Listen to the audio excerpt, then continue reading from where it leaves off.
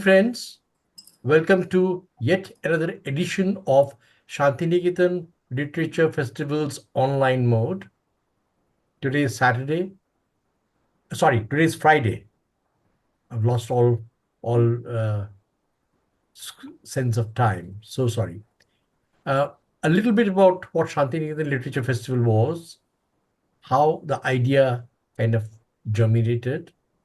Uh, Last year, a managing editor, Anmita, she came to Kolkata, and she always does during summers. So we had a little meet in Kolkata. Shalini had attended that at that time, and there were other poets as well. This year again, when I was talking to Anumita, managing editor, she suggested, why don't we have this gathering, say, in Shantiniketan? So the initial idea was a small baitaki of some poets, say 10, 15 of us, getting together and getting to know each other, maybe a day's meet or whatever, or khana pina, ghumna finna hoga, and we'll have a nice time. So, being a journalist all throughout, I started researching, and to my utter shock and dismay, found that there was nothing called Shantiniketan Literature Festival or Literary Festival. So I talked to my lawyer and talked to my CA and others, and quickly, we moved for the trademark registration. So if you guys come on my website, you'll see the word TM written within a circle, which means applied for trademark registration. The process takes 18 months to 2 years, 24 months. We already have two trademarks with us. Different Truths, which is the online journal, which is official host of this Shantiniketan Literature Festival. And we have Kavyakum. Our print publication division is called Kavyakum Publishing Consultant, KKPC. So anyway, so having done that, then one thing led to the other, and now it's huge and humongous. We had strategic tie-up with many people. We had APWT, Asia Pacific Writers and Translators Group. We had Guldar Sahitya Samiti at Ayodhya. Uh, I mean, Poonam Chawla Sood was there, and there was a tie-up with her. There was a tie-up with another university, a private university, Com Skills University, again Bolpur, and then Women's Christian College, Kolkata. And these were our tie-ups. There were other tie-ups as well. I'm not going into all that. So interestingly, we also sort of found a name for our event. We call it Rangamati. Ranga in Bengali means red. Right. Ranga means red. So Mati is Mitti, the red earth. So the tagline explains it. We called it the Red Earth Dialogue. So Red Earth Dialogue still continues. And both in the physical meet and in the online mode, we have had many delegates talk about Shantiniketan as well.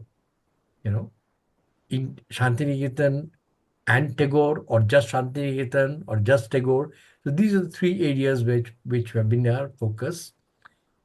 Also, the reason being, it's over a year now that Shantiniketan got the World Heritage inscription. Last year it was on 17th September. So just a few days, we have completed our the first anniversary of that World Heritage thing. So now I'll request Shalini. Before I ask Shalini, uh, is it okay? How do you pronounce your name? Is it Sayali, or how do you pronounce your name? Please tell me. Um, it's Siley. Saili. Okay. Okay. Yes. There were A's. So, okay. I'm stand corrected. So, Saili will sing a song, Rabindra Sangeet, for us, right? And then I'll ask Shalini to conduct the program. Over to you, Saili. Thank you, And sir. all of us who are not talking, may please unmute ourselves. Manjula ji, आप भी unmute कर लीजिए, mute कर लीजिए अपने आप को. Audio mute कर लीजिए.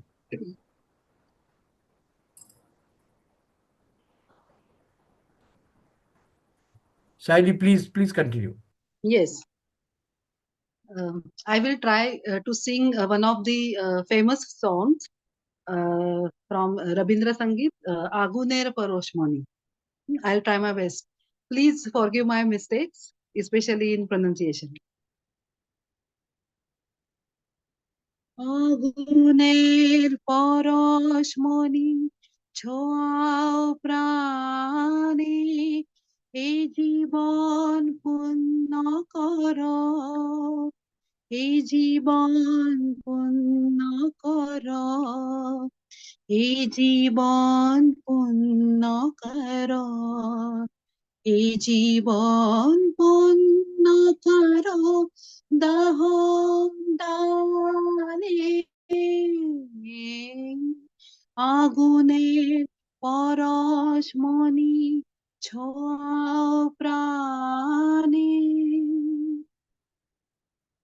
আমারে দেহ খানি তুলে ধরো তোমার ওই দেবালয় প্রদীপ করো নিশিদিন আলোক শিখা জ্বলুক নিশিদিন আলোক শিখা জ্বলুক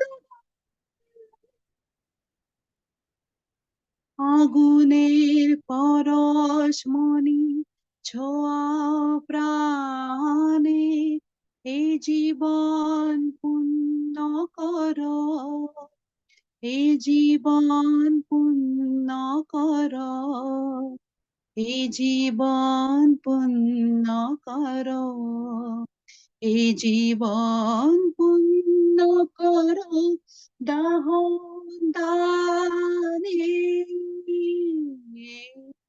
আগুনের পরশমণি ছোঁয়াও প্রাণে আন্ধারের গায়ে গায়ে পরশতব সারা রাত হঠাৎ তারা নব নব আন্ধারের গায়ে গায়ে পরশতব সারা রাত হঠাৎ তারা নব নব নয়নের দৃষ্টি হতে ঘুচবে কালো যেখানে পড়বে সেথায় দেখবে আলো ব্যথা উঠবে জ্বলে উঠ পারে ব্যথা উঠবে জ্বলে উঠ আগুনের পরশমণি ছোঁয়া প্রাণে এই জীবন পূর্ণ করো এই জীবন পূর্ণ করো এই জীবন পূর্ণ করো এই জীবন পূর্ণ করো দহন দানে আগুনের পরশমণি ছোঁয়াও প্রাণে Beautiful, lovely. Thank you. Very Thank you. melodious. Thank you. Thank you, sir. And you have a good voice. Uh, Thank you, sir. this is one of the Pujo Parvo. Pujo is worship, devotional songs of Tagore. He wrote large number of devotional songs. So this is also one of them. And this is also a song which was sung during Brahma Samaj Puja. You know, their Upasana. They call it Upasana. So that happens as well. So now, Shalini, over to you. Kindly introduce yourself, and we'll have 4 rounds, uh, and you'll call each one of us. There'll be paper reading, followed by poem, followed by book release. I suppose there's only one book release today, Manjula's book, and lastly, we'll hear two other lovely songs. Uh, we have in waiting Divya. She will also render Bangla song, Rabindra Sangeet. And Manjula, she has translated a Bengali song into Hindi. She'll sing that. So we have a very interesting musical evening going ahead. So over to you, Shalini. Thank you, Rindam. Before I start, thank you ever so much for the most beautiful and the most touching rendition, Saili. It was absolutely enthralling. Thank And you. Thank you. thank you so much for beginning the evening on such a sacred note. And good evening, Arindam. Good evening, and my wonderful, another wonderful host, Anumita Roy. A very good evening to you, and a very good evening to all our distinguished guests, our chief guest, all the poets. So it's indeed a great honor for me to introduce all of you, and it's look forward to the most wonderful, wonderful evening.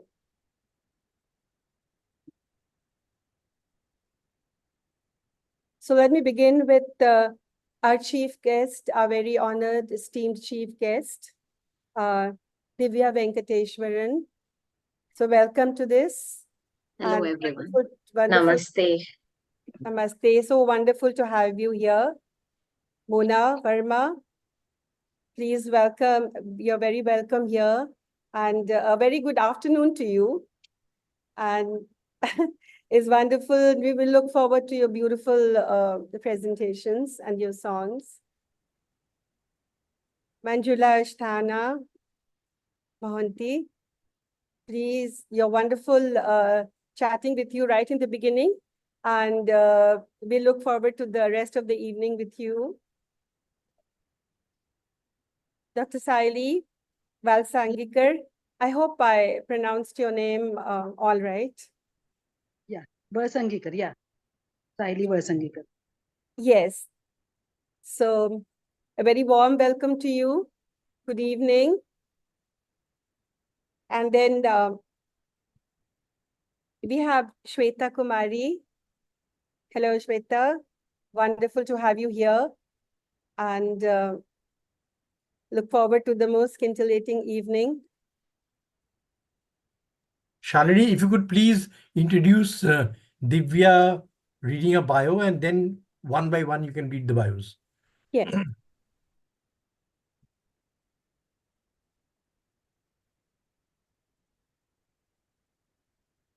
It's my privilege to welcome a very esteemed chief guest, Divya Venkateshwaran. So I'll read out a little about her. Divya Venkateshwaran is a writer and trainer, passionate about literature and music. She began writing soulful stories for Times of India and has since contributed to several anthologies. Her first published book was Impetus Rhymes Within Us, with Rajani Nair, earning her the Poet of the Year award. She also edited Health Warriors and Survivors for United by Ink. Divya is also a podcaster, reviewing books and interviewing authors on her podcast, Between the Pages with Divya. She lives in Mumbai and works for a renowned edtech company.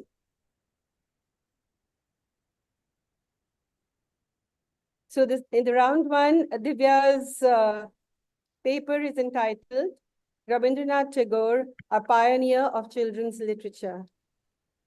Rabindranath's work on children's literature explores themes of nature, childhood, and spirituality, offering valuable insights for contemporary authors. So Divya, would you unmute your mind, your mic, and Yes, thank you for the lovely introduction, Shalini ji. And I would present, you want me to present the paper now, right? right, yes. Yes. So I am going to present a paper on, as rightly mentioned by you, Rabindranath Tagore's work on children's literature.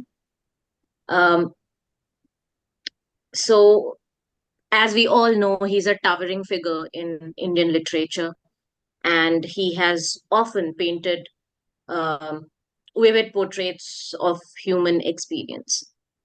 So, though he was not only confined to complexities of adulthood, but he was also delving deep into the world of childhood, creating stories that actually resonated with um, children and adults alike. So Tagore's tales were not merely fables, but they were actually breathing words filled with sights, sounds, and smells of rural India. His characters were also not mere pawns in a big narrative. They were children with all their joys, their sorrows, their dreams.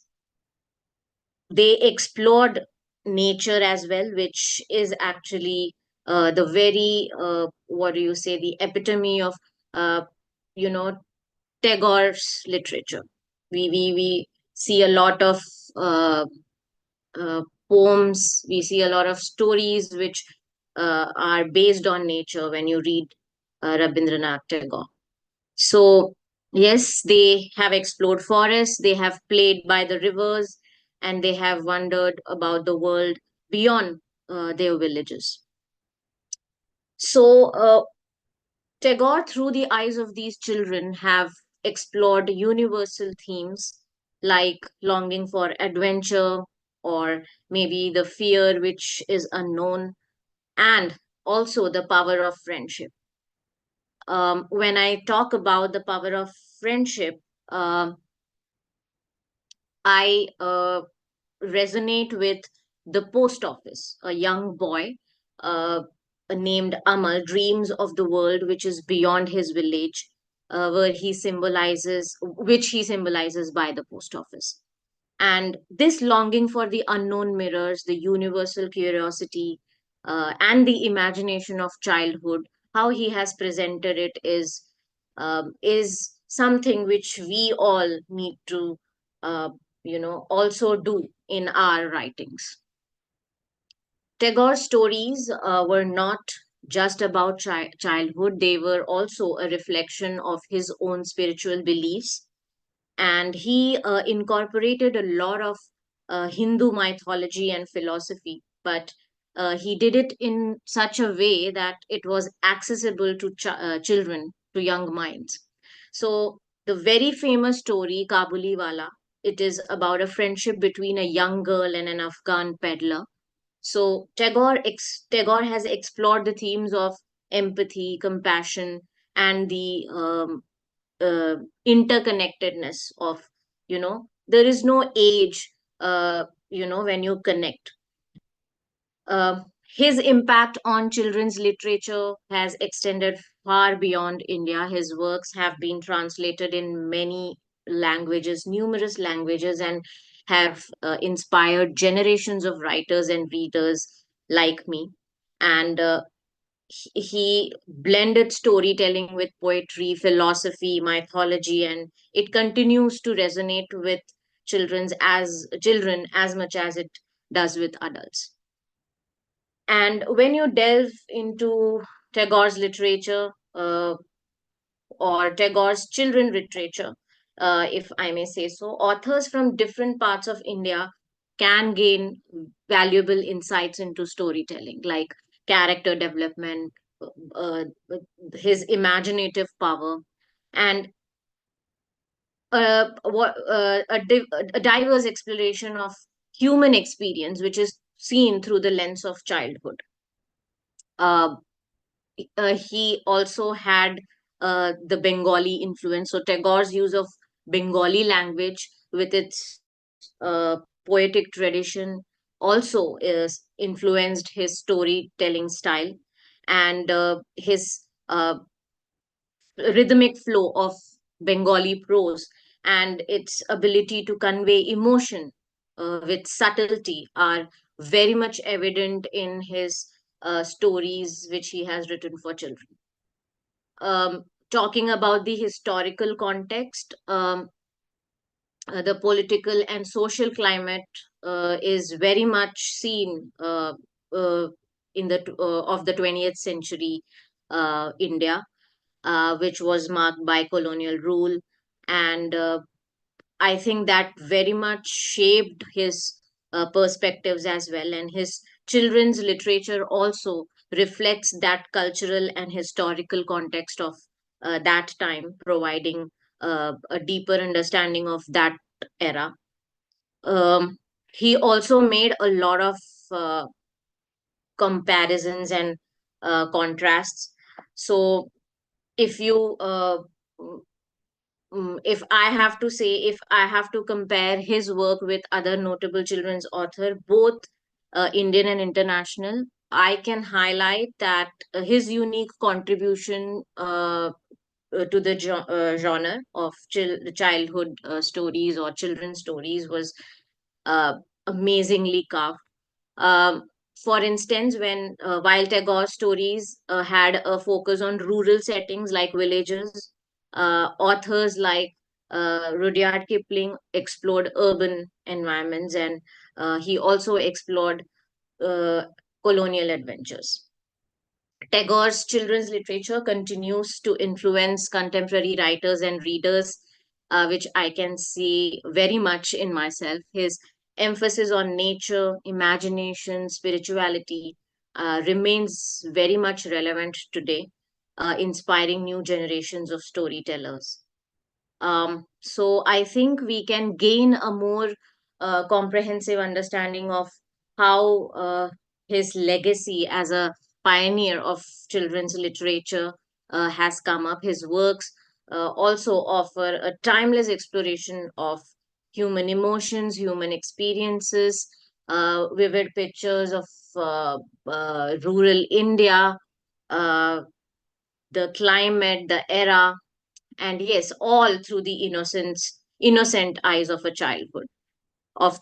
So I think that is all wherein I have to say, as long as I have written in my paper, and it has deeply connected with me here as a child and as an adult. I still read his stories like Kabuliwala again and again, uh, and every time I read it I find something new. So yes, I think a lot of influence of him on our generation of um, our generation, at least since childhood till now.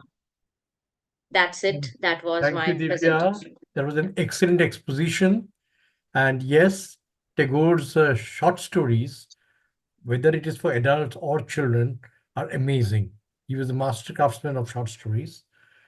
Uh, Many years back, as a journalist, when I was talking to somebody from Kerala, I'm sorry, I don't recall his name, but long back, somewhere in the 80s.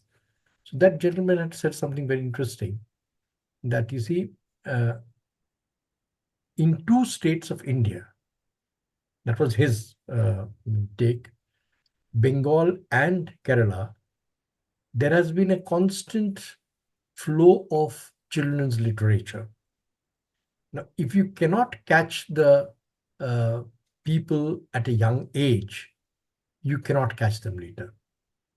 You see, so um, I'm sure other languages also have, but these two languages have specially focused, and we have a absolutely sharp, focused genre of children literature in both these languages. Thank you. In the meanwhile, while Saili was singing, we got two comments here. One from Mona, brilliant rendition, and another from Divya, lovely voice and rendition. So, and Mona thanked, I'm sorry, Saili thanked everyone. So over to you, Shalini. Thank you so much, Divya, for these most insightful perspectives that you gave. And I think Arindam has said most of it, and I think you've highlighted just about everything And thank you for bringing back childhood memories of watching Kabuli Bala. I think we all watched that film. And there are a gamut of other things. And as Rabindranath Tagore's, there is an universality in whatever. It's not just kind of, kind of tied down to the times which he wrote about, and brought about, the fragrance of the times he lived in, the rural, the urban, whatever. But what lives on as a legacy even now is, that entire universality of it. It's as relevant today as as it was in his days. And I just thought it was so wonderful the way you said, looking through the lens and the innocence of a child. It brought back that essence of childhood, which he so beautifully elucidates. So thank you, Divya. Thank you so much for this wonderful paper you read.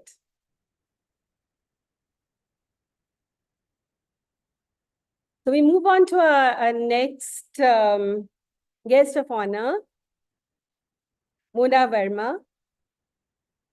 So Mona Verma, welcome. And she is an alumnus of Lady Shri Ram College, Delhi University, and postgraduate certification holder from Harvard Business School.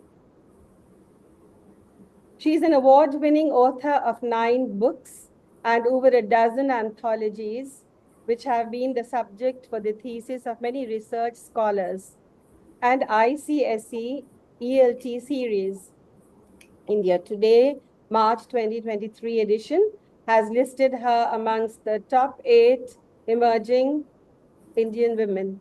Congratulations, Mona. Thank you, ma'am. Thank you.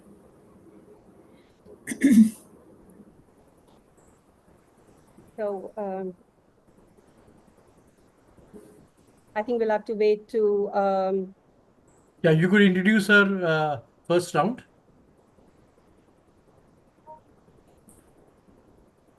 Right. Could you do the needful? I'll do it. Just a second.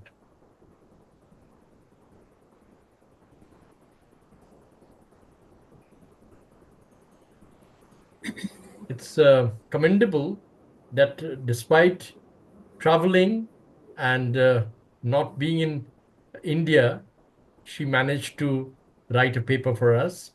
And the title of the paper, very interesting, All Those Women.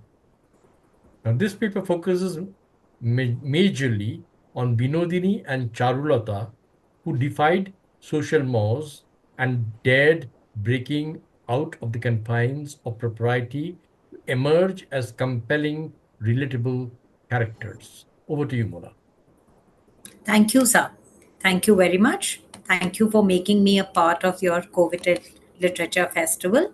And thank you, Shalini ma'am, for introducing me ever so warmly. So, my paper is, as sir just mentioned, all those women. So, when we say all those women, there's a negative connotation when you say those women, those kind of people. So this is what actually I wanted to say, something with a negative connotation, because it focuses on Binodini from Chokir Bali and Charulata from Nastarin.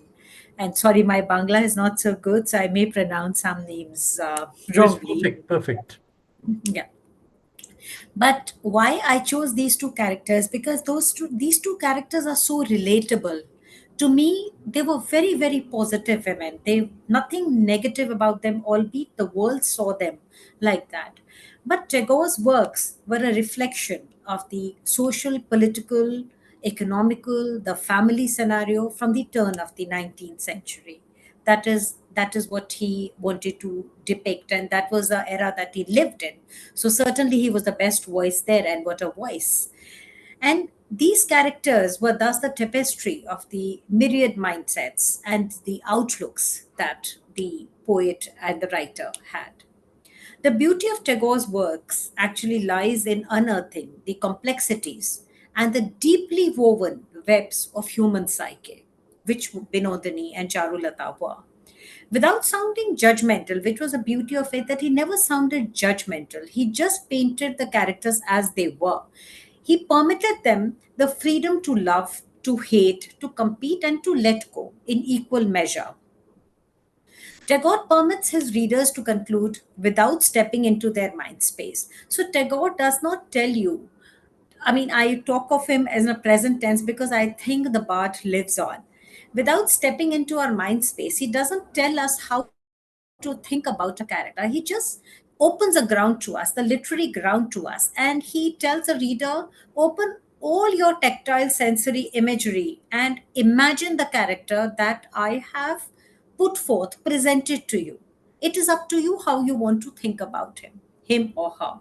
So I feel that this comes from his childhood as a very keen observer of human behavior, of the very complex relationships, and the strong undercurrents of hostility, power play, and the subtle aggression that he witnessed in the large family that he was a part of. The most compelling characters that emerged from his works are women, and women who were not averse to risk taking or freely acknowledging and addressing their desires, their demands of their mind, the desires of their heart, as well as the desires of their bodies, something which was so, thought of very unbecoming in those times. But they never pulled back from there. And this is how, that is how the social injustice, the obsolete practices, and the customs were taken headlong by them, because he was generally talking in a woman's voice mostly, and he had women characters to support him. And that is why he could speak about how these practices, how these obsolete customs actually hurt them. Men were the proponents of law and religion practices, and it was very convenient for them in that particular era to let the patriarchal traditions flourish easily. But women were not up against only these men, not only up against this patriarchy, this devil. They were also up against the solvent, the very privileged women in their society who would rather watch from the sidelines, from the periphery, not raising their voice against anything that was obsolete or anything that was unfair to a child widow or to a woman who's less privileged by them, because they were busy safekeeping their social status rather than side up with the likes of Binodini or Charulata and call the wrath of man who might disapprove, who just might tell, okay, you have a privilege, you have all the privileges, you have the affluence, you have a house, and you are the most powerful lady within the confines of your four walls. What's with you? Why are you talking for them? So they were scared in a way, and they always held back because they were very smug in their in their comforts. And his women always had the old style format because that's how he had seen them all along. But surprisingly, with a spine of steel, which is the most beautiful part of his female protagonist. His writings are prudent, a hint of his time, where he wanted society to look like a fabric which is knitted by women with their voices and their choices. And that is where the demand for education came in as well, because he felt that education was the only tool that he could chisel that kind of mindset. Without education, the voices would never be heard, the voices would never even come out. I mean, they would be throttled by the lack of education or the lack of exposure. So that is why he always maintained that education was the most important tool. And in case any kind of change or revolution or revolt needs to be brought out, it has to be through education. Many believe also that Kadambari Devi, Tagore's bhabi or sister-in-law from his older brother, was also his muse, not only in the way he portrayed women in the traditional attire and the way they walked, the way they spoke, but also because she was a beacon of light for his literary and artistic endeavors. The realization that women had a storm brewing inside them from oppression, from the lack of education and ostracization, was brought forth to Tagore by her. Tagore was not only the person in their family, surprisingly, it came as a surprise to me also a couple of years ago when I was writing my book Lost and Found in Banaras, which is based on the child widows of Banaras, that Tagore was not the only person in his family who stood his ground on these issues. His sister, Swarna Kumari Devi, was also a force to be reckoned with. And in fact, she also could not continue her formal studies in school because his their father Debendranath plucked her from the formal schooling and brought home a male teacher to aid her education. So Tagore was strongly influenced by the family that thought radically as well. So even his father was taking very bold steps in those times, and they probably seeped down to in the very raw, absorbing mind of Tagore at a very young age. And Tagore speaks about education constantly, and there's a very popular quote by Tagore which does the rounds and which says that if education is a tool for human development and if education is the birthright of every human being, I do not understand how we can deprive women of education. So coming to that, this was the preamble to my paper coming to Binodini. So written in 1903, Chokar Bali's Binodini was a character as fresh as it was disturbing to the societal norms as any. A very well educated girl is palmed off to a terminally ill alcoholic husband. Why? There's a past. There's a story behind that.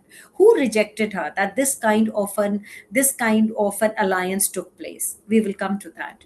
Widowhood was inevitable because the man was ailing any which way, and the young girl with literary sensibilities struggled with her emotions as well as the customs that were thrust upon her. But Binodini's turmoils were just beginning here.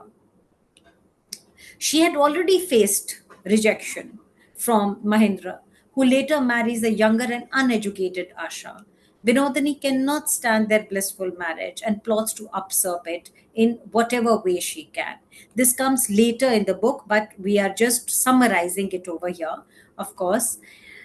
And she manipulates Mahendra's mother Rajlakshmi once she gauges that she disliked Asha. Now, it's a very bold storyline because during that era, this book reveals an extramarital affair between Binodini and Mahendra and her suppressed feelings for Bihari, which actually were the true feelings of love. He was Mahendra's friend.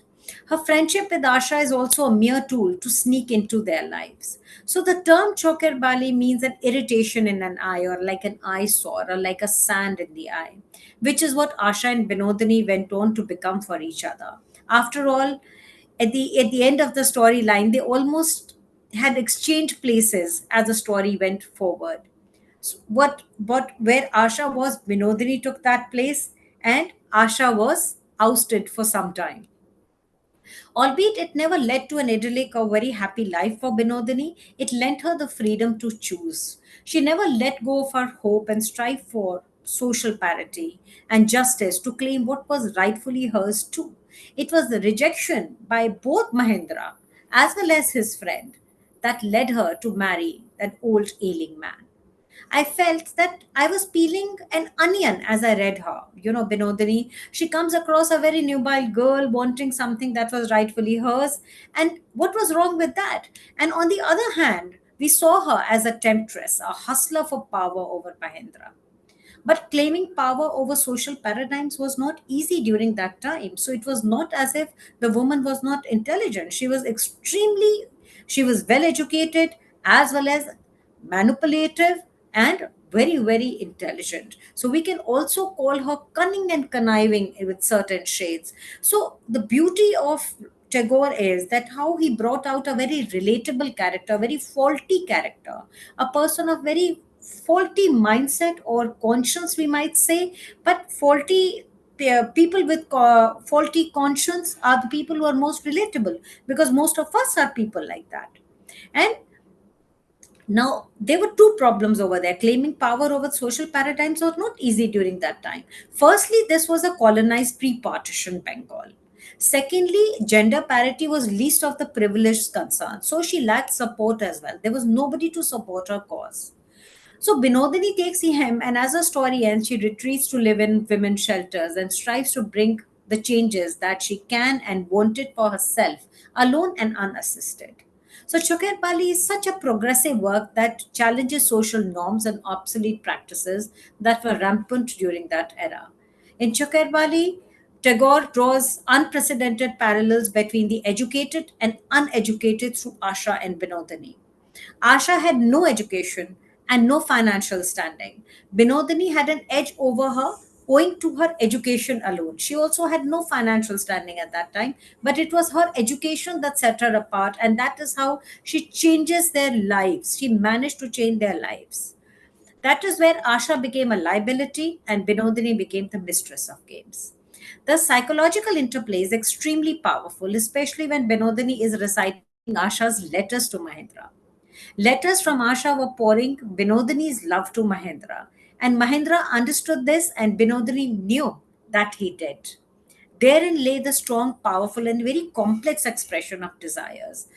My poem, which I'll be reading later, Across the Chasm, states this emotional turmoil.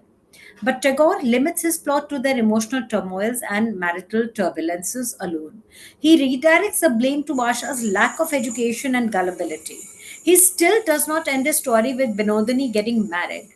Many readers have condemned this, but I, as a reader, felt that this would have really taken away from the message he wanted to deliver: education and awareness for women, and not just a happy ending. Coming to the other character in my paper is Charulata, another character based on the story of Nastarin or The Broken Nest by Rabindranath Tagore, set in Kolkata in 1879. So Charulata again is a very intelligent woman and a beautiful wife of Bhupati, a workaholic journalist. As a little girl, with a childhood that was thwarted by loneliness, to now a loveless coexistence with a workaholic and a distant husband, she's up against patriarchy too. Her husband has little or no time for an aching wife, as he still can't think beyond his newspaper, The Sentinel, that he's running, and which is also running into losses. So he also maintains that a privileged and affluent lifestyle is more than enough for one to feel blessed in life, and that is what he was offering to Charulata. But he fails to unearth her inner potential or even care as much. And that is where Charulata is pushed into a corner where she picks up a pen and lets the veil lift from her inner worlds, where she also becomes competitive, not only with her husband, but also the other person that she is getting hugely close to. She's drawn to the brother in law Amal, who appreciates her acumen. This was initially encouraged by Bhupati himself, for he acknowledged that his wife was gifted, but he neither had the time nor the willingness to encourage her. So he doesn't even express the joy of seeing her piece getting published as compared to his own. So he's happy to let Amal spend time with his wife, who's brimming with creativity, but this turns out to be a huge misstep. Charulata's Charulata obliques more towards Amal compared to her husband, and that is where a powerful storytelling mechanism is revealed by Tagore. The subtle feelings that follow their camaraderie are tackled with extreme delicacy and tact by Tagore as a very fluidic line divides her needs versus her wants.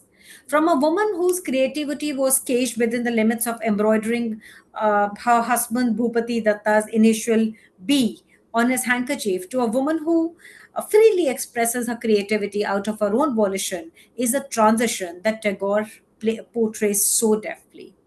So, going back to Charulata and Amal's friendship, at that time and age, this so-called betrayal could be seen as blasphemous, but Tagore deftly showcases the tenderness Charulata craves as opposed to a raw carnal desire, and that is where he maintains the genuineness of the relationship that they shared. Tagore, in all his stories, has effortlessly connected with his readers through grey, faulty, and very relatable characters, and then corrected what he wanted to. He focuses on convincing his readers about the message he wanted to convey instead of just appealing them or appeasing them with happy endings. And therein rests the beauty of his writings, which were delicate, empathic, and sound. And then that is how Binodini and Charulata and all those women begin to sound like us, all women. Thank you. Excellent paper, Mona. Very layered. You have revealed the complexities of character and also telling us that despite so many uh, boundaries that Tagore had or the women had, how he could still, meander through all those and talk to us. Uh, Thank you. Shalini, over to you. Thank you, Mona, for this most wonderful presentation of yours. And what struck me is the nuances that Tagore brought out. A woman who, in her entirety, and that is like, as you said, you peeling off layers and layers and layers.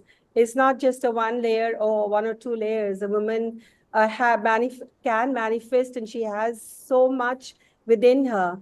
And what I admire in Tagore is that living in an era where there was a male-dominated society, in that, being so sensitive, being so empathetic to these women's issues, and hitting the nail on the head by talking about education, which was the only means, I think, of emancipation of these women. So I think it's the most wonderful thing, and thank you so much. As you said, it's so relatable, Vinodini and Charulata's characters.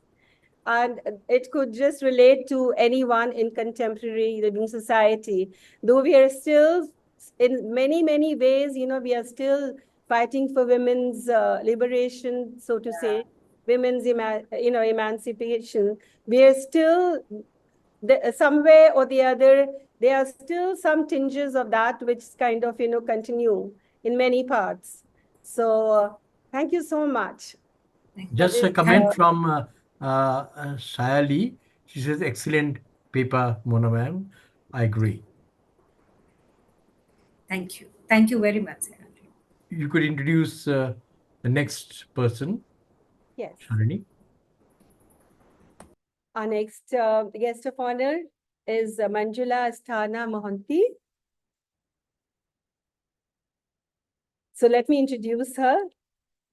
So Manjula is a bilingual author, editor, translator, and storyteller with numerous publications and participation in national and international anthologies, e-magazines, webinars, and literary festivals. She has worked as a senior lecturer, principal, district president, and member of the Rotary Club.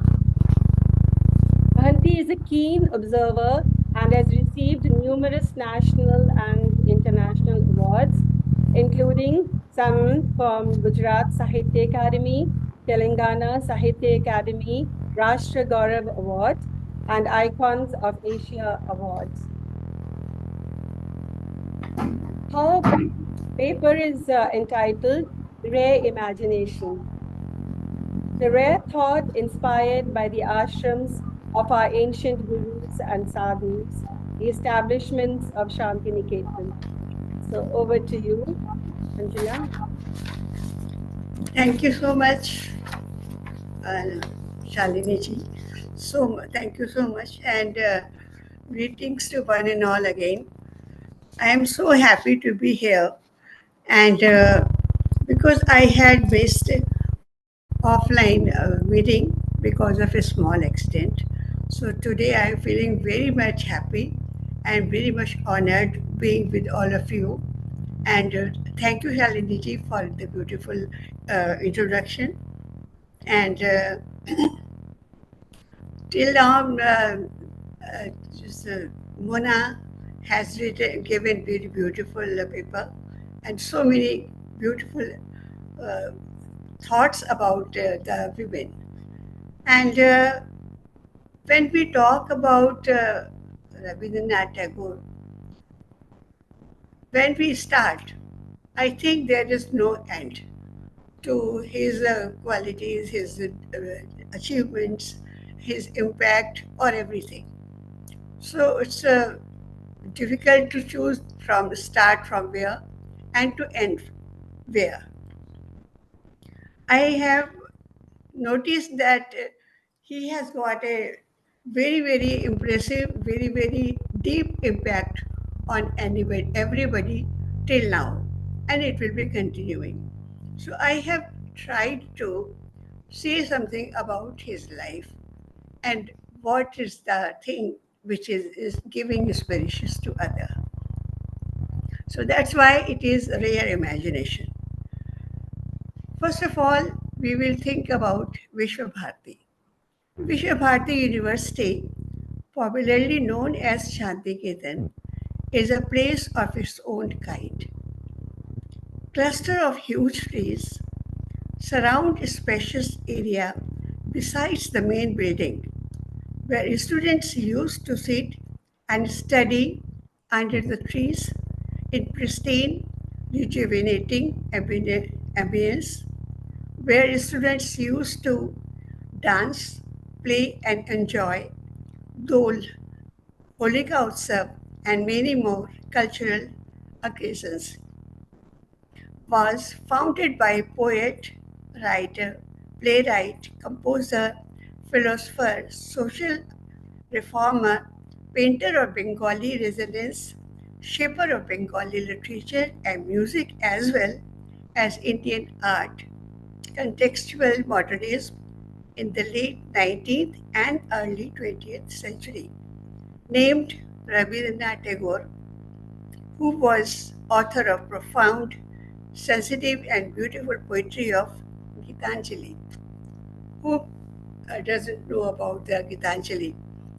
Is proud of our nation. In 1913, he was the first non European, first lyricist who won Nobel Prize in Literature. His poetic songs were viewed as spiritual, mercurial. His novels were acclaimed for their lyricism, colloquialism, and naturalism. His compositions, chosen by two nations as national anthem, India's Jan Gan Man and Bangladesh's Amar Shonar Bangla. King George V of England knighted Rabindranath Tagore in 1915 for his great contribution in the field of literature. However, following the tragic massacre at Jallianwala Bagh in 1919, he renounced the title a great patriot. Bengali culture is fraught with his legacy from language and arts to history and politics. His legacy also involves his founding of Vishwabharati University. He co-founded Darrington Hall School, a progressive co-educational institution in Japan. Tagore awakens a dormant sense of childish wonder and he saturates the air with all kinds of enchanting promises for the readers. He worked on all the genres with superb skills. Tagore's work is translated in many Indian languages as well as in so many foreign languages also. That's how his literature spread, traveled, and reached in the whole world, touched the heart of readers. Anyone who knows Tagore's poems in their original Bengali cannot feel satisfied with any of translations because cannot be the perfect one. That's how his literature spread and became everybody's near and dear. Anyone who knows Tagore's poems in their original Bengali cannot feel satisfied with any of translations because even the translation of his prose verse suffered to some extent before distortion. His magical poetry, widely popular in Indian subcontinent, Bard of Bengal, Fellow of Asiatic Society, known as sobriquets Gurudev, Kabir Guru, Vishwa Kabir. Rabindranath Tagore is worshipped everywhere, especially in Bengal. He has been a great source of inspiration and will keep inspiring the generations to come. His whole character was like that, his whole achievements was like that, that they used to inspire, and his whole lifestyle, whole life was uh, an example before everybody to follow and to inspire. There is a proverb in Hindi, सूरज को दिया दिखाना. सूरज को दिया दिखाना, it befits Gurudev. It's difficult to arrest his multifaceted persona in the cage of words. Salutations to the great literary saint. Thank you. Thank you, Manjula ji. A lovely paper, and you have rightfully said that Tagore, of course, was a polymath. He was an institution by himself, and he was many things in one. So thank you very much. Over to you, Shalini. Now we can call the next person also. Thank you, Manjula, for this. Thank you so much. Thank you so much for this really inspirational paper you presented. And it's so true that to arrest, to bring about, it's like, in your cupped hands, to bring about an entire ocean, to contain an entire ocean of creativity that Rabindranath Tagore was. So, but yet, you summed it up very well. Thank you so much. Just a comment from Divya Venkateshwaran. What an insight to his life and work. I agree with you, Divya. Thank you so much. Thank you so much. So we now welcome our next wonderful esteemed guest, Saili. Are you there? Can you Yes. put your video Saili, on? please Yeah, unmute yeah. and come on the video also. Yes. Just another comment from Mona. Great perspective. Yes, agree with you. Yeah, Yes. carry on, carry on. Um, My honor good to evening. introduce you, Dr. Saili Balsinkar. I'm sorry if I didn't pronounce your name correct. No, no, that's okay. So she is a seasoned academic with a PhD in English from Savitri Bhai Phule Pune University. Her decade-long career includes roles as an English language laboratory in charge, admission officer, and coordinator of foreign language courses and cultural committees. With expertise in English linguistics, teaching, and literature, Saili's philosophy centers on the fostering global citizens through education. She is a passionate advocate for international collaboration and believes education should cultivate both professional and humanitarian values. Beyond her academic pursuits, Saili is a skilled Indian classical vocalist, having performed nationally and internationally. Her dedication to music and her commitment to sharing it with the world reflect her multifaceted talents and passion for cultural exchange. I think we already got a glimpse of your musical talent, Saili. So her paper is on contribution of Rabindranath Tagore as a musician. So over to you, Saili. Thank you so much, Shalini ma'am, for such a beautiful introduction. And I also thank Arindam Roy sir and you for giving me such a golden opportunity to present my music as well as my thoughts about Tagore as a, what can I say? I mean, as a multifaceted personality. So, as you mentioned rightly, I'm going to talk about Tagore's contribution as a musician.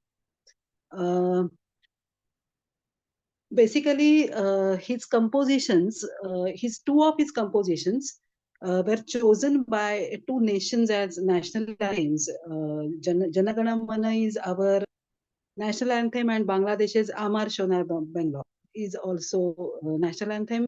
So his greatness lies in this fact that he was such a what can I say, renowned musician worldwide. So as far as his musicality is concerned, listening, learning, absorbing music right from the childhood, and his brother Jyotindranath, he would create. He was also a great musician, and he would create tunes on piano and encourage Tagore to compose verses to match the raga-based melodies. So it was the beginning of his, what can I say, music, his music as a child. And he, in the childhood itself, he had seen many, what can I say, adversities. So in his music, melody is also accompanied by empathy. That is what I feel. I mean, this is my personal opinion, of course, but his songs are full of emotions and melody. So that is it. And he was influenced by Khayal Gaiki of Bishnupur, and it was a kind of playful exercise that he would just listen to Jyotindranath and then play tunes or sing. But actually, it was a kind of what can I say, inspiration for him to create Rabindra Sangeet.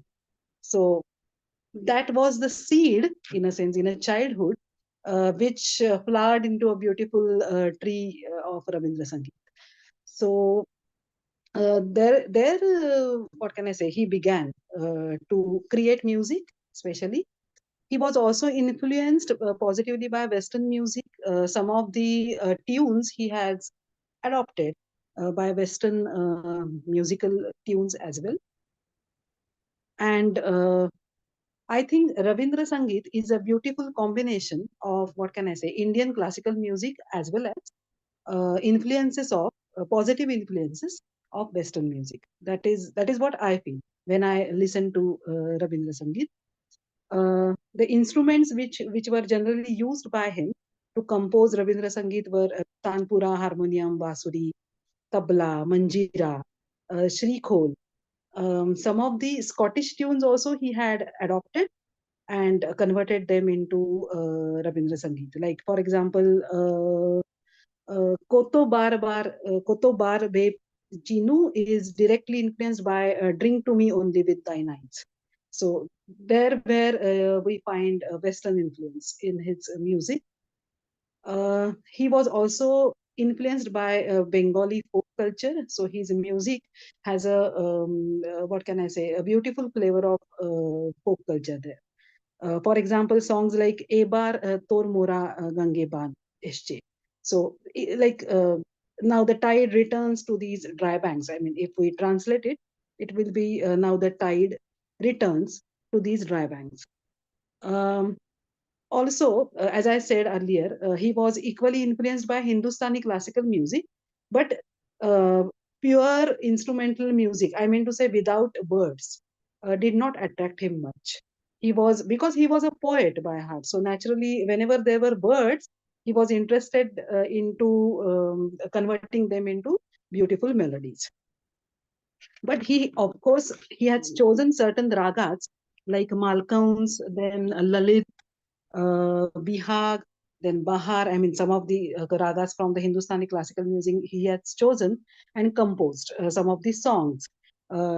Just for instance, the song which is based on Malcolm's raga, Ananda Dhara Bohi Che Bhuvane, or the song which is based on Jogiya, Ache Dukha Ache Mrityu. So I think some of the songs you might have heard also. I mean, it is nowadays everything is available on YouTube. So these songs are also there. So these ragas were chosen by him. There were 25 talas which were selected, and some of them were adopted by him in order to, what can I say, compose his music. So some of the talas are, what can I say, unique in themselves. Because of time constraint, I'm not going into details of that. But yes, he had innovated some of the talas also in order to incorporate whatever ideas he had in his mind as far as music is concerned. So I will just focus at the end. I'll just focus on some of the characteristics of Rabindra Sangeet. For example, they were highly emotive kind of songs. There was a equal, what can I say, focus on sur and lay, both. I mean, rhythm and sur, notes. There is a separate notation system that is called Akar Matrik in Rabindra Sangeet. Then there is no, what can I say, experimental use of alaps or tans. Like in Hindustani music, we have a separate time given for alapchari, and then tans are also there in Drutalai. So this pattern is not followed as far as Rabindra Sangeet is concerned. There is importance given to right pronunciation and also on the control of breath. So these are some of the, what can I say, some of the characteristics of Rabindra Sangeet. And these songs, Rabindra Sangeet, it was based on certain themes like Pujo, Swadesh, Prem. I'm deliberately using Indian words because those have some, what can I say, those give Indian fragrance. So instead of saying worship and all that, I'm just directly using Indian English uh, words like Pujo, Swadesh, Prem, Vichitra, Homeland. So these are some of the themes on which these songs were based. Next type of music which he loved to compose was Baul Geet. Baul Geet. Famous Baul Geet, Ekla Cholore. That is the most famous one. There are so many, but this is the famous one. And Baul Geet, that particular type of music also has 187 songs. I mean, there are so many. And those songs were based on Bihag, Bahar, Bibhas, Pilu, etc. So basically, the music itself was based on ragas, but at the same time, as I said earlier, he focused more on melodic part of it. That is the thing. So that is what I have tried to, what can I say? Um, what can I say?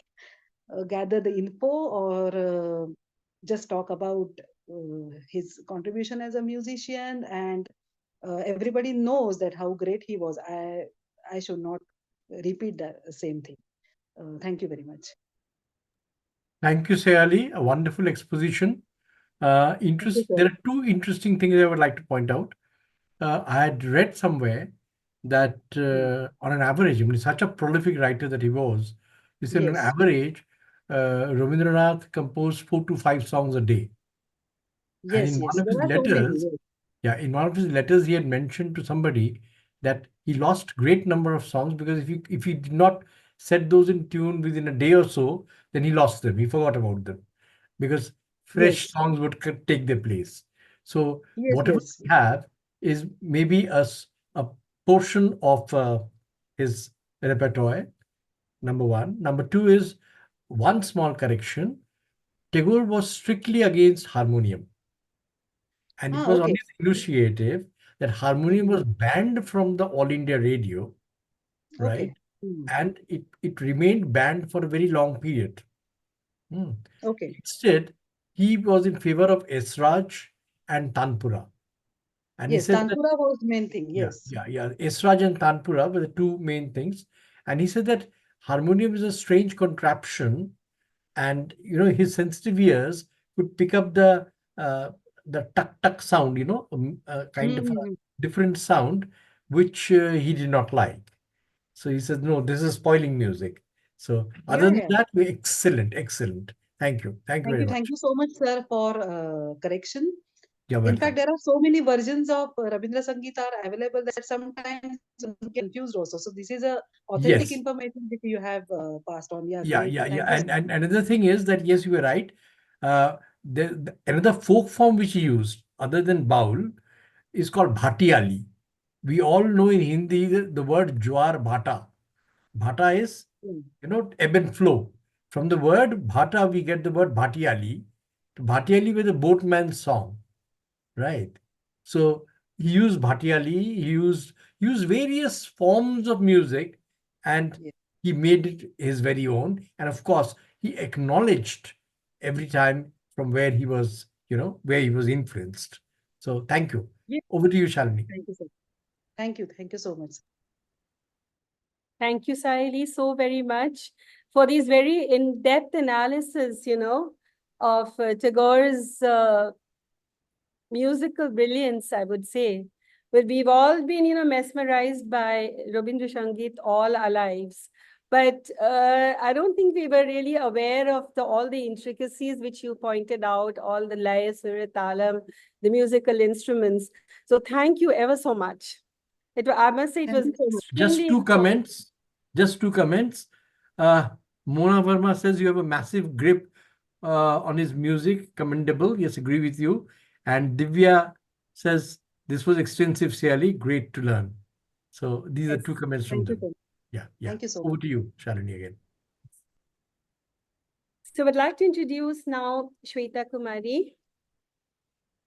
Hello and welcome, Shweta. Um, So, Hello, Shweta, ma'am. Am I audible? yes, you are. Shweta, Yes. wait. Let Shalini introduce you, then you come over. Okay.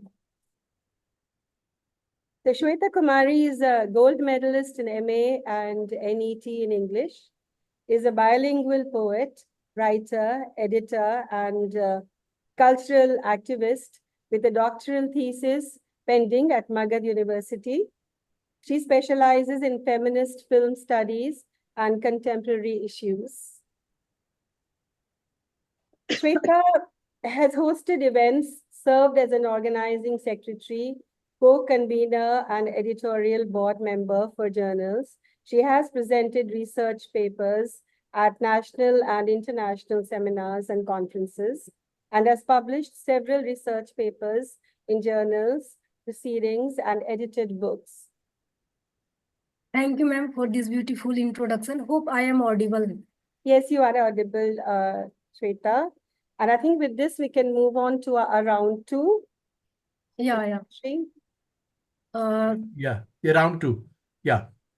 Okay, so, Respected guest of honors and all the esteemed poets. And I would like to also express my thanks and gratitude to Arindam Roy sir for making me a part of this event. I really feel very much honored to participate with you all. It's great to hear you all. But I will be reciting poem. Shall I proceed? Please do. Yeah. My poem goes with the title An Ode to Tagore. Uh, to read in the twilight's gentle gleam, the Ganges softly flows. Tagore's spirit dwells in the breeze that gently blows. A bard of boundless vision with a heart so compassionate, he waved the dreams of freedom, taking truth as his guide. Like an autumn's breeze, his words whispered humanity through the leaves and the trees. The universe find their voice in every verses he crafts. He made the world celebrate in grief and in delight. In the serenity of dawn, gliding through the seas, in the rhythm of the rain, in the stillness of the snow.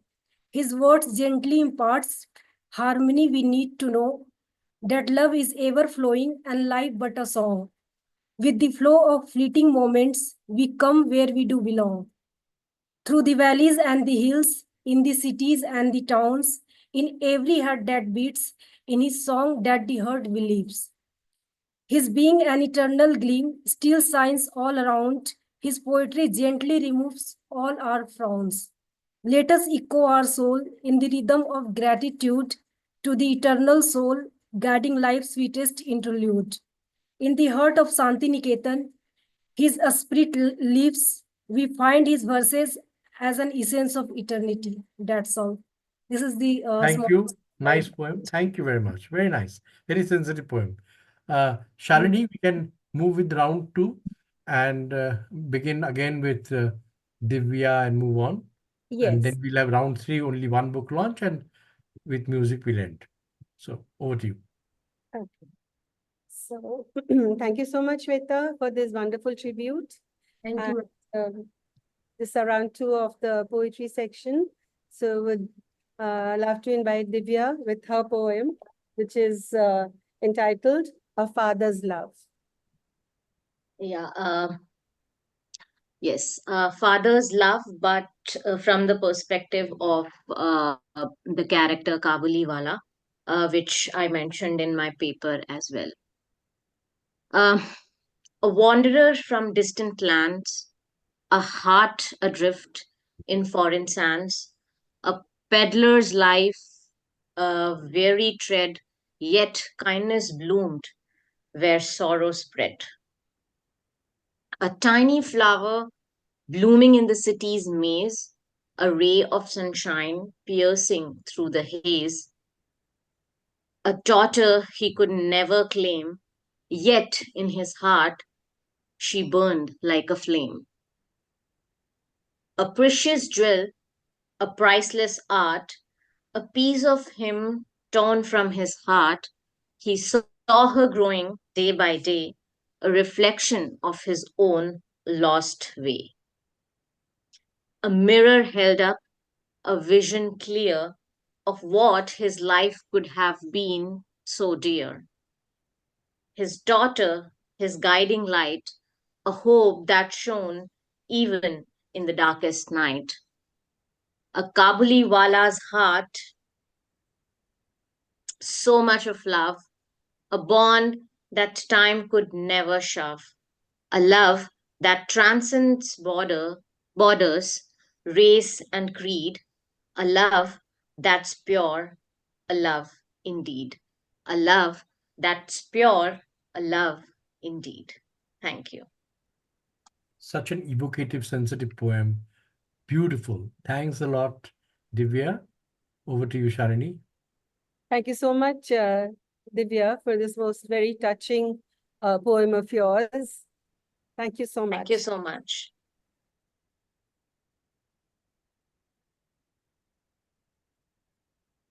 So now invite Mona. Look forward to you for your beautiful poem. The title of her poem is Across the Chasm. So over to you. Please unmute yourself, Mona. Please unmute yourself.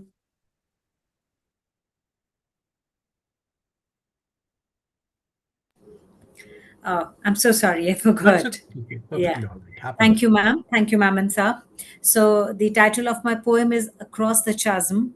And in a way, this poem is about Binodani writing to Mahindra in her heart. Raging within me are these stories, dreams, and songs, retold, untold, or maybe never must they be told, of an unforgiving past, growling like a wild boar. They torment me with their tearing urge to wash up ashore. They have they have burned within me in the loneliest of nights, sailed alongside me in the wildest of oceans, screamed within me in the quietest of moments, and emerged as shadows in the darkest of woods. Of men, women, cheats, and beasts, of love, burned, grieved, and unfathomed, of hatred, battles, and guilt ridden victories, of enemies, lovers, and all the others between them. I have a story, cause I too loved once, and so much that not a grain is left. With my stories, I lie noisily, angry, and empty. I know you too are somewhere, silent, angry, and empty. Across the chasm, are you too thinking of the same? Thank you. A fabulous poem, very sensitive, poignant, powerful, intense. So many things in Thank you. at one time. Thank you, sir. Over to you, Sharini. Thank you, Mona, for your beautiful rendition and for your lovely poem that encompasses the unheard expressions of a lover who is yearning to express rejection, doubt, and internal conundrum through his untold stories. So beautifully brought out by you. Thank you. Beautiful. Thank you, ma'am. Thank you Thank you. so much, Mona. Thank you. And now we move on to Manjula Asthana. Her poem is entitled Birth of a Saint, a Poet Saint. Is a tribute to Gurudev Rabindranath Tagore. Yes. Manjula? Thank you, Shalini ji. And I'm going to recite the poem about the birth of a saint. So, time of the birth. The sunrise exceptionally colorful. The valleys of flowers bloomed fragrant. The chirping of birds sounded much delightful. Trees were dancing, thrilled with hopes. Goddess Saraswati opened her both hands to bless the newcomer. 7 notes of chorus, extraordinarily melodious. Colors of paint box sighed with joyousness. Nature was wishfully waiting to nurture whole house fires in extreme impatience. All these felicitations for the newcomer. When the baby saw the light of the world, cried loudly, as if consoling those waiting curiously for him. Later, this extremely sensitive, brilliant child, named Rabindranath Tagore, turned intellectual figure. His creations were simply amazingly impressive. Great lover of fine arts, nature, good work in any form, provided occasions for the generations to learn his music, art, above all, writings. Preciously valuable classical heritage. His inspiration, his association with social activities, marvelous. Great source of inspiration forever. Proud of country, his presence, achievements. His name is imprinted in golden words in pages of history, but he will keep reliving in every admirer's heart. Rabindranath Tagore, master of rare accomplishments. Thank you. Beautiful tribute. Thank you, Manjula. Over to you, Sharini. Thank you so much, Manjula, for shedding light on Rabindranath Tagore as a saint poet. So he definitely embodied that divinity which you spoke Yes, about. exactly. Thank you That's so what I feel. much. That is the truth, I think. Yes, and thank you so much.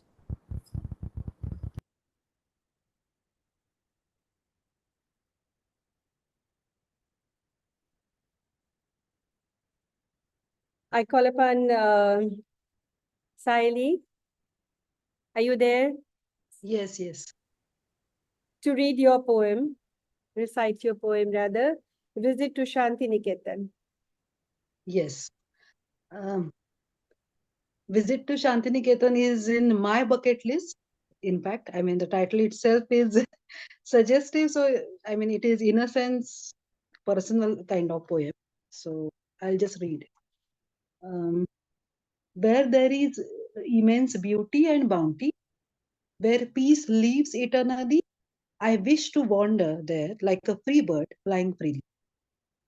This is the heaven on earth that Tagore dreamt of and built up wholehearted, where souls are free and fearless and are living happily.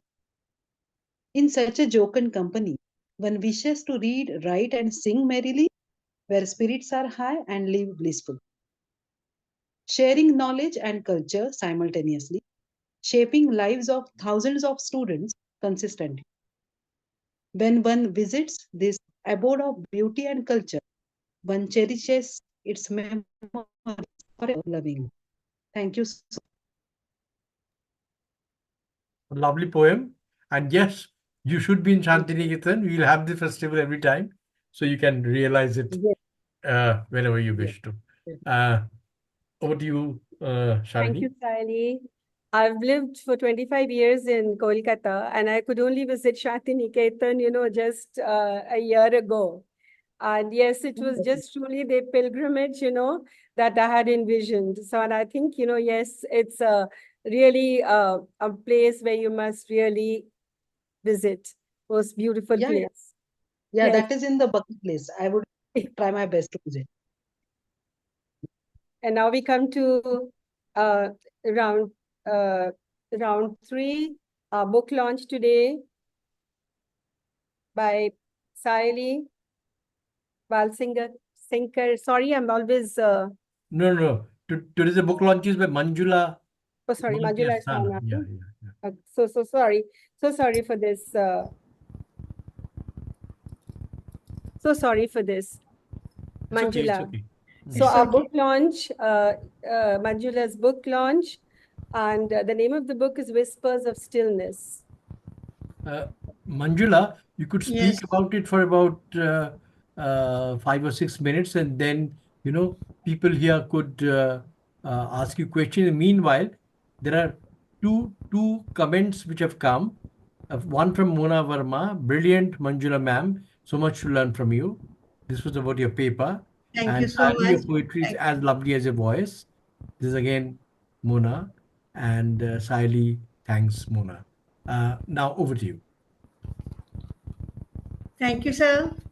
And thank you, Shalini ji. And I will, I will like to show the book first. This is the book, Whispers of Stillness. This is an English poem collection, and I would like to say a few words about that. In the delicate dance of words and emotions, this collection of poems invites you on a journey through the intricate tapestry of human soul and the profound connection we share with the energies of nature. In a world often defined by discord, these poems stand as ambassadors of unity and empathy, urging us to embrace the beauty found in our diversity.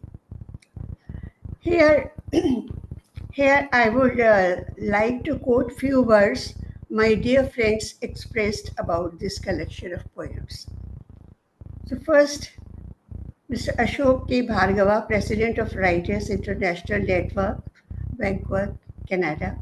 He says, she explores ways to free ourselves by simply letting go of the negativity and start living life with humility.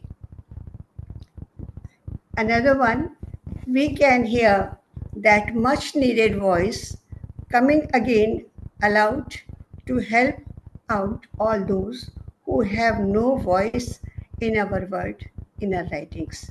He's George Unsi, an Egyptian writer, founder of RRM International. He says that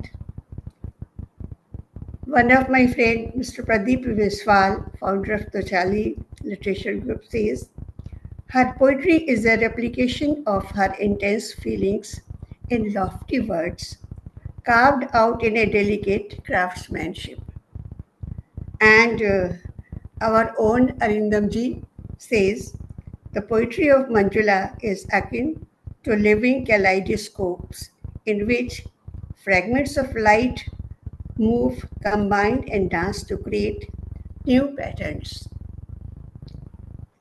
With each turn of the page, may you discover new dimensions of feeling, forging a connection with the universal symphony that echoes within us all.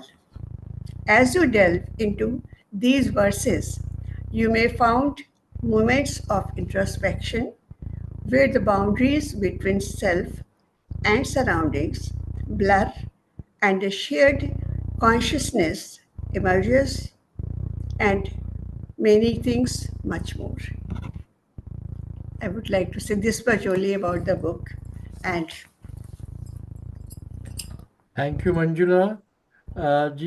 Congratulations, Manjula ma'am. This is from Divya. Yes, I remember writing the foreword of your lovely book, thank and you. you're a very, very sensitive writer.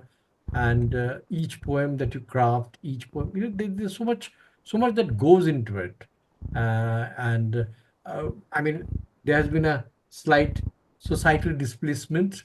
I normally stay at my son's house in Bangalore, but right now I'm with my daughter's house, so I don't have the book physically over me with me here. Otherwise, I could have shown it. But yes, it's a lovely book, and I would recommend others to take a look and buy it also. Very good book, and you'll get a sneak peek into her sensibility and her experience and her way of presenting things in poems. Thank you so much, sir. Thank you so much. You're welcome. You're welcome. You have a PDF of my book right now. Yes, I have. But PDF cannot be shown. Yeah. Yeah, you Yeah, yeah, cannot show, but yeah, you can yeah. recollect the poems you have Oh, read yes, here. yes, yes. I. This is only one thing I have. My memory is all that remains. Huh. Many things has diminished, but memory remains. Mm. Yeah. Thank you, thank you. Okay. Now we can go for the musical round. I suppose let's call somebody whose songs we have not heard still, Divya Venkateshwaran. She'll be singing a Bengali song for us. Yes, Robin. Interestingly, we have two people, one from Maharashtra, one from Tamil Nadu.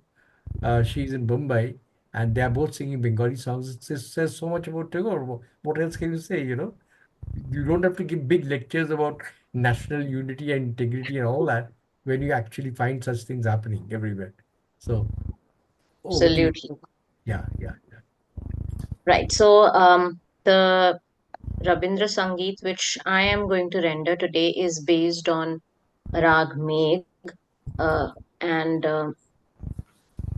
it's about rain. So, when I sing, you might also get to know what it is about. So I'll start.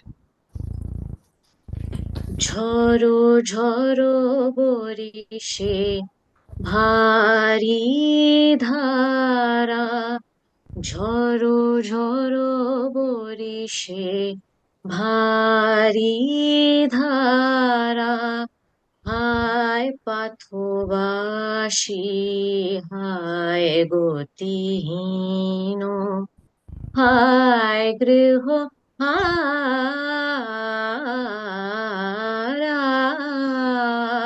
ঝড়ো ঝড়ো বরিশে ভারী ধারা ঝড়ো ঝড়ো বরিশে ভারী ধারা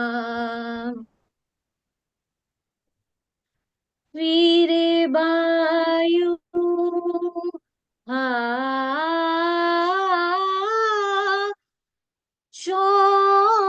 চরে ডাকে কারে জনহীন অসীম প্রান্তরে রজনী আধারা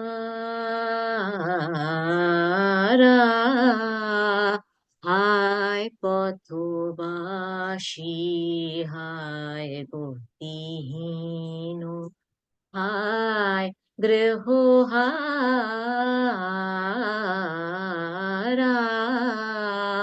ঝড়ো ঝড়ো বরিশে ভারী ধারা অধীর যমুনা তরঙ্গ অকুলায় অকুলারে তিমির দুকুলারে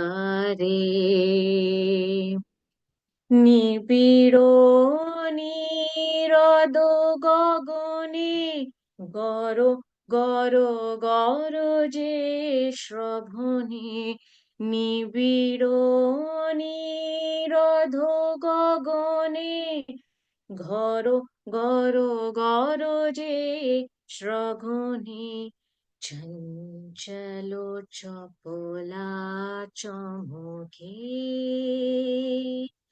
চঞ্চল চপলা চমকে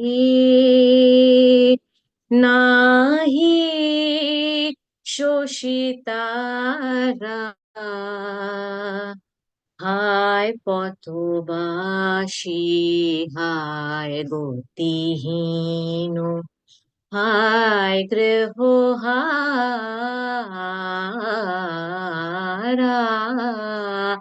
ঝড়ো ঝড়ো বরিশে ভারী ধারা ঝড়ো ঝড়ো বরিশে ভারী ধারা। Thank you. Excellent, excellent. Sadhu, sadhu. In fact, in Shantiniketan, people don't clap. They say sadhu, sadhu, sadhuvaad dete ho. So, I would like to add something very interesting. I'm reminded of two great singers, and you're carrying that legacy forward. M.S. Subbulakshmi, who sang many Rabindra Sangeet, and one of her most popular one is Mullika Bone. Mullika Bone. You can check that on YouTube. Surely. And she had the great fortune of singing in the presence of Gurudev. And of course, our very own Usha Utthav, who is for all reasons Bengali at heart also. Yes. And she sings in so many languages. And now we have Divya. We're carrying on the same legacy. So thank you so much. Thank you so much. So we have two comments for your song. Mona Verma says mesmerizing. I agree totally. And thank you so much. Shayali Beautiful, says very nice beautiful singing. Very And, beautiful singing. Thank you so much. What is most interesting is that your diction and your pronunciation was spot on. If I were to Thank you close so my much. eyes, I mean, no one can say it's you don't speak the language. Very good. Thank Over you to so much. Thank you so Shalini. much, You can everyone. ask Manjula now to present her. Yeah, Shalini, you can call Manjula now. Very soulful, very soulful. True. Thank you so much. Thank you so much, Divya. Literally, yes, it was very soulful, beautifully rendered. And now look forward to hearing Manjula Asthana Mohanty with her song. Thank you In so fact, much, Shalini. just adding one thing, Manjula has translated one of Rabindra Sangeet, I believe, into Hindi, and she'll be rendering it. Wonderful. Yeah. Before, I have translated one of Rabindranath Tagore's poem, and I wanted to sing it, and I have got a recording also of that translation. I will put some for a minute that one also, but first of all, I will read out because I have got very bad throat and breathlessness and this pharyngitis. Perfectly all right. In fact, So when I you will not be able to sing properly. No, it's So, okay. but my recording is there. I will put it for some time. Sure. You can share screen and show it to us, right? Yeah, I was a little bit unwell today. So this song goes like that.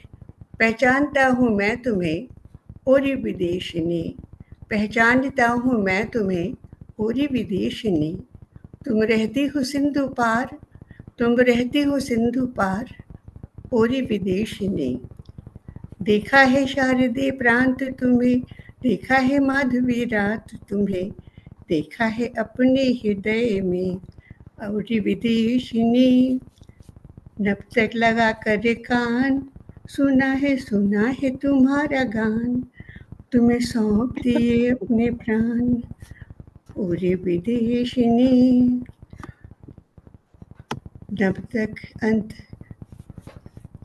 मैं नब के अंत तक घूम के आया हूँ एक नए देश में, मैं अतिथि हूँ तुम्हारे द्वार, ओरी विदेशिनी, ओरी विदेशिनी।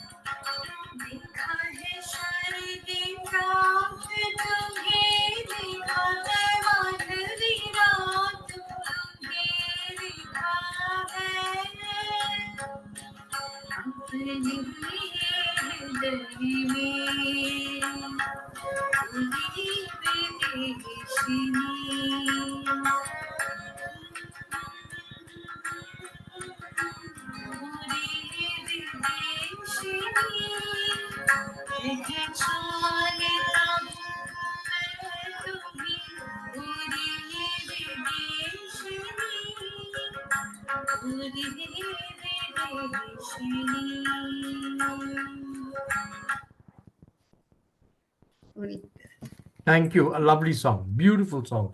And it is a very lyrical song, a very lyrical film.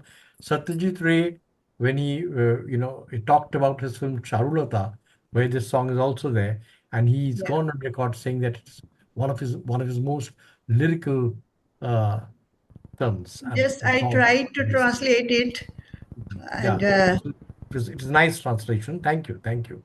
thank you so Now, much. now we are calling Sayali. Sayali, if you are here, please unmute yourself. And she also has a translation Oh, of. thank you, Mona ji. Thank you, Mona. So much. Thank you so much. Yeah, yeah, yeah, yeah. Okay, yeah, yeah. Thank you so much, everyone. Lovely translation and singing. Mona, your voice is like cool water from a silver jug. Wow, beautifully put, Mona. Yeah. Beautifully. Ah.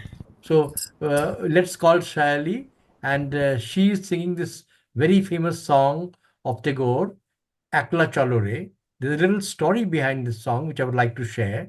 It's a lesser known story. Mahatma Gandhi was visiting Shantiniketan. At that time, for whatever reason, he was not in the best frame of his mind. He was feeling low because no matter, today, after 100 or 150 years, they are huge, they are iconic. But then they were very much flesh and blood, with all the frailties. And they knew each other very well.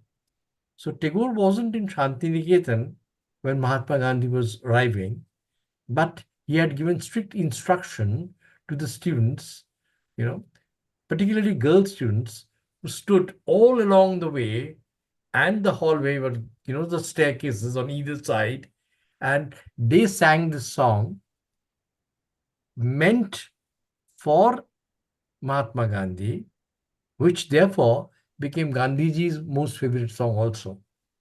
Akla Chalo Re means walk alone. And if none heeds to your call, still walk alone. This is what the poem is all about. Now let us hear from Shaili. Thank you, sir. I'm going to sing Hindi version of this song. You will be singing. That's what I said. You will be singing this Hindi version. Yeah. Yes.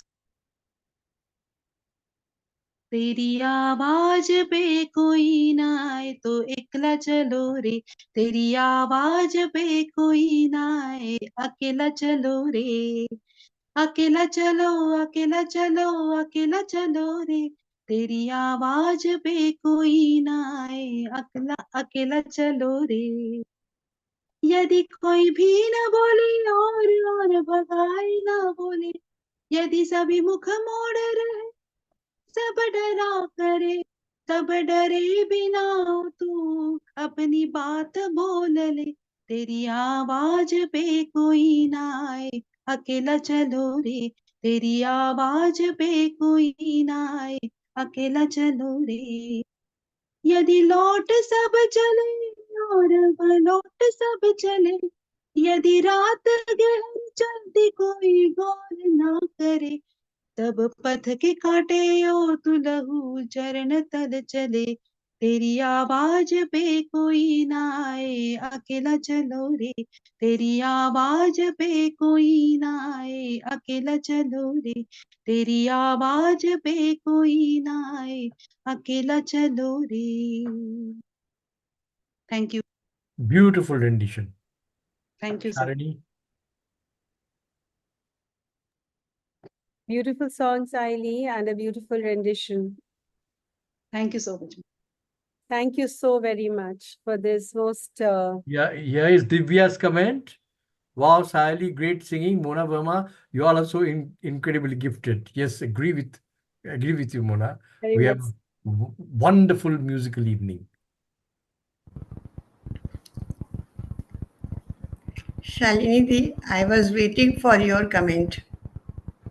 Your translation was absolutely beautiful, and the singing was absolutely superb. Very, very wonderful. I think it's been really an icing on the cake, I think, this musical little journey that, concluding journey, I think it was absolutely beautiful. And I think I must really, from the bottom of my heart, thank you all so much. And I didn't realize that we've almost come to the end of the program itself. It's been so riveting. Thank you all so much. And I would like to invite Arindam Roy to give us propose the vote of thanks. Thank you so much, Shalini ji. And I was really waiting for your comment because what is the quality of translation? I was willing to know that. Very well translated. Thank you. It was wonderful evening. So I go before I go to the formal round of thanking everyone. It, it is one of the best musical evenings that we have had so far. So that is the highlight in one word. So very gifted uh, people we have had. So to begin with, I thank a managing editor and director of Shantiniketan Literature Festival, Anumita Roy, who has been a constant support because of her different time zone. She stays in the States and her preoccupation and work. She couldn't be here, but she has sent her greetings to each and every one of you. And of course, when we post the recording, it is she who does the rendering and she gives us the finishing touches. So she's the one who will be listening to what each one of us have said and what we have done very carefully. I thank Divya Venkateshwaran, a young poet who is a chief guest today. You have a lovely voice, and I liked what you presented, your poem, everything. Thank you Mona so much Verma, for the honor, I should say. Thank you so much for the honor and you're gratitude always. welcome. Mona Verma, you're brilliant. You're multi-layered kind of a paper where you showed, despite fault and flaws, how can a person become so interesting, so lovable, so much our own, and how we identify, and the sensitivity with which Tagore, without being judgmental, uh, handled these two women characters in particular. Thank you very much, Mona. And your poem was also excellent. Thank you, sir. Thank you for making me part of your coveted fest. Albeit online, carries with it as much charm of an offline event, because I guess all of us heard each other and felt each other in the process. I'm honored and privileged to be part of the great panel that is here today. Thank you once Thank you, again. Mona. And thank you, Manjula Asthana Mahanti. Your poem, your thought, your translations were excellent. And we loved it. And despite your problem, you are here with us. That is commendable. And I'm also sorry that you couldn't be with us because of a, last minute problem. But of course, there's next time. And in fact, to all of you who all could not be there Thank you or so were, much. so Thank you you, so much, you always Arindanji. come And to. you gave me this time, this opportunity to be there with all of you. And it's a great opportunity and great honor. Heartily gratitude to you. Thank you. Thank you Thank so much. you. Dr. Saili Valsangikar, you're a very trained singer. Uh, Loved your renditions, loved your paper, very nicely done. And despite initial glitches, we're happy that you could be with us. Thank you once again. Sweta, we Thank heard you so you, much, your sir. poem. Thank Thanks you. for the honor and opportunity, sir. You're welcome. You're welcome. Sweta, thanks a lot. Uh, your poem was very nice. Thank you. And today's the star of the show, the showstopper, I would say, is Shalini Nandkeolia. Oh my God. You conducted the program so brilliantly, so beautifully, and thanks you once again, all of you, to make this edition of Shantiniketan Literature Festival so meaningful. I also want to thank everybody, Arindanji, you and Shalini ji. So much beautifully you have uh, carved this program, and I will wish everybody that we should keep in touch. And We very should, yes, nice we should. meeting This you is all. this is exactly what Mona is also saying, that let us Yeah, keep in touch. That is the main idea, that we should get connected yeah. and we should carry forward Felt whatever we very do. nice in company of all of you. Very Thank you. nice. Now, this is coming to a close of the event. It's almost 2 hours now. And, uh, on a Thank weekday, you could find so much time. Thanks once again. So I'm closing the recording. You can say, find a round of goodbye to each other.